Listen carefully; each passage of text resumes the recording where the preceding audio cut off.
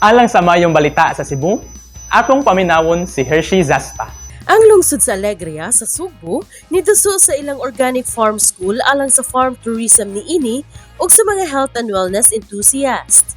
Ang Agriculture Techno-Demo Farm sa Barangay Poblacion nga usa ka zero waste facility nakabansay na og kapin sa 2,000 ka mga individual gikan sa tibok nasud sa matang sa organic agriculture. In fact, we have also a farm school training on organic agriculture. We are also one of the extension service provider national level for organic agriculture practice because it is accredited with the TESDA. After the training, we distribute NC2 certification for organic agriculture practice. Ang Techno-Demo Farm gihatagan og award isip Outstanding Organic Municipality sa Rehiyon 7 niadtong 2020. Gawa sa pagtanyag og mga training kabahin sa organic agriculture, ang Techno-Demo Farm abli usab alang sa mga bisita nga gustong makakaton og dugang pamaagi unsaon pagtubo sa ilang kagalingong mga tamnanan. Abli mi diri Monday to Saturday. Among imbitaron ang mga bisita labi na gyud tong nag-venture og mga vertical gardening, mga backyard gardening og parahan ni ato ang urban gardening kay pwede pud lang makabisita dire. So nanami gipanghimo-himo dire nga mga station na og nay mo ari dire adto napita mo pagka o feeding sila, mohimo sila dito og feeds.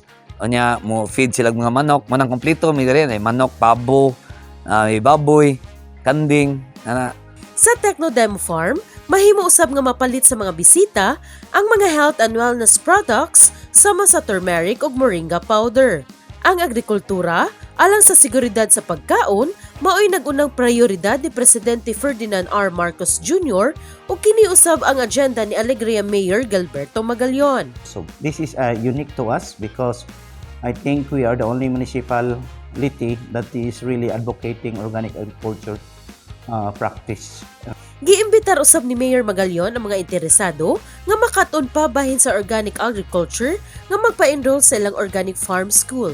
That if you are interested with training on organic agriculture, especially our youth, to enroll in our organic agriculture training for that will involve 30 days.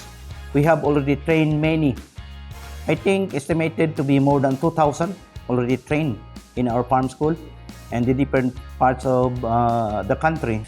Alang sa mayong balita sa Cebu, ako si Hershey Zaspa.